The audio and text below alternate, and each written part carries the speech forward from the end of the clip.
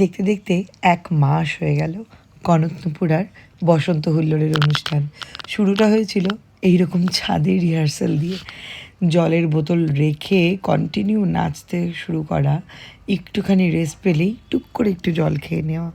সব বড় মেয়েরা আমার কিন্তু প্রতিদিন দুপুরে এই টানা রোদের মধ্যে রিহার্সাল করতে চলে আসতো। মনে পড়ছে প্রত্যেকটা দিন নাচের সাথে সাথে আড্ডা আর সমস্ত প্ল্যানিং, অনুষ্ঠানে কেমন সাজা যায়, অনুষ্ঠানে কেমন ড্রেস পরা যায়, সবটা নিয়ে। তারপর দেখতে দেখতে চলে গেল প্রোগ্রামের একদম 2-3 দিন আগের কথা, যখন প্যান্ডেল তৈরি হচ্ছে, প্রোগ্রামের স্টেজ তৈরি হচ্ছে। আমরা কিন্তু একটু একটু করে সবাই রিহার্সাল দিতে শুরু করে দিয়েছি। চলে এলো স্টেজ রিহার্সালের দিন, মানে প্রোগ্রামের ঠিক আগের দিন, যেখানে বড় মেয়েরা আবার রিহার্সাল করছে। সবাই ভীষণ সিরিয়াস আমরা, কারণ পরদিনই অনুষ্ঠান, কি হতে পারে কারোর একটু ভুল যেন না হয়। বাচ্চারা কিন্তু ওডিসি পারফর্ম করেছে এবং তারাও কিন্তু রিহার্সাল করছে যথেষ্ট মন দিয়ে।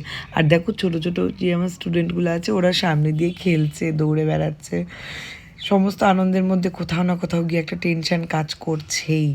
আর তারপর চলে এলো ফাইনালি অনুষ্ঠানের দিন, যেদিন সত্যি সত্যি ওরা সেজে গুজে স্টেজে পারফর্ম করছে। উফ, সেদিন আমার হার্টবিট জাস্ট কতটা জোরে দৌড়চ্ছিল আমি মানে বোঝাতে পারবো না। আমি নাচ করব, নিজের প্রিপারেশন সেরকম কিচ্ছু ছিল না, শুধু মনে হচ্ছিল প্রোগ্রামটা যেন ঠিকঠাক মতো চলে। আর এবার কনকনুপুরের অনুষ্ঠান প্রথমবার সন্ধ্যাবেলায় হয়েছিল, মানে দুপুর থেকে শুরু করে সন্ধ্যা লেগে গিয়েছিল, তাই অন্ধকার হয়ে গিয়েছিল, লাইটের ব্যবস্থা করা হয়েছিল।